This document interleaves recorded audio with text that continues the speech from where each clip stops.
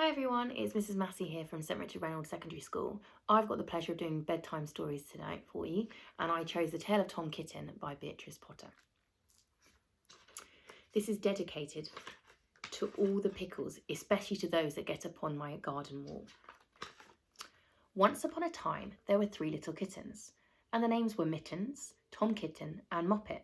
They had dear little fur of their own, and they tumbled about the doorstep and played in the dust. But one day, their mother, Mrs. Tabitha Twitchit, expected friends to tea, so she fetched the kittens indoors to wash and dress them before the fine company arrived. First, she scrubbed their faces. This one is Moppet. Then, she brushed their fur. This one is Mittens. Then, she combed their tails and whiskers. This is Tom Kitten. Tom was very naughty, and he scratched. Mrs. Tabitha dressed Moppet and Mittens in clean pinafores and tuckers, and then she took all sorts of elegant, uncomfortable clothes out of a chest of drawers in order to dress up her son Thomas. Tom Kitten was very fat, and he had grown. Several buttons burst off. His mother sewed them on again. When the 3 kittens were ready, Mrs. Tabitha unwisely turned them out into the garden to be out of the way while she made hot buttered toast. Now keep your frocks clean, children. You must walk on your hind legs. Keep away from the dirty ash pit and from Sally Henny Benny, and from the pigsty and the puddle ducks. Moppet and Mittens walked down the garden path unsteadily. Presently they trod upon their pinafores and fell on their noses. When they stood up, there were several green smears.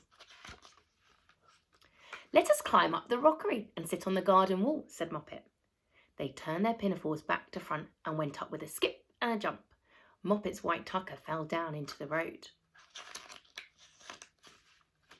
Tom Kitten was quite unable to jump when walking upon his hind legs in trousers. He came up the rockery by degrees, breaking the ferns and shedding buttons right and left. He was all in pieces when he reached the top of the wall. Moppet and Mittens tried to pull him together. His hat fell off and the rest of his buttons burst.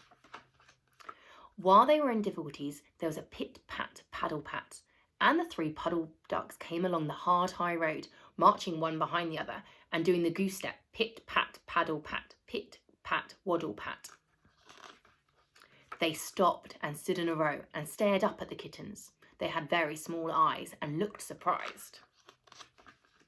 Then the 2 duckbirds, Rebecca and Jemima Puddle Duck, picked up the hat and tucker and put them on. Mitten laughed so that she fell off the wall. Moppet and Tom descended after her. The pinafores and all the rest of Tom's clothes came off on the way down. "Come, Mr. Drake Puddle Duck," said Moppet. "Come and help us dress him. Come and button up, Tom." Mr. Drake Puddle Duck advanced in a slow, sideways manner and picked up the various articles.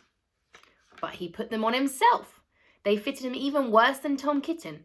"It's a very fine morning," said Mr. Drake Puddle Duck. And he and Jemima and Rebecca Puddle Duck set off up the road, keeping step, pit-pat, paddle-pat, pit-pat, waddle-pat.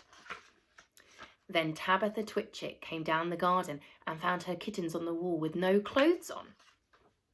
She pulled them off the wall, smacked them, and took them back to the house. "My friends will arrive in a minute, and you are not fit to be seen. I'm affronted," said Mrs. Tabitha Twitchit. She sent them upstairs, and I'm sorry to say she told her friends that they were in bed with the measles, which was not true.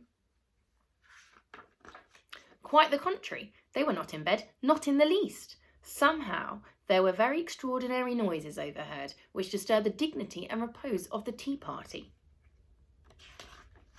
And I think that someday I shall have to make another larger book to tell you more about Tom Kitten.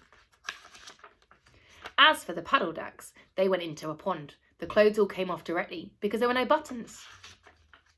And Mr. Drake Puddle Duck and Jemima and Rebecca have been looking for them ever since. The end. Hope you enjoyed it. Bye. Good night.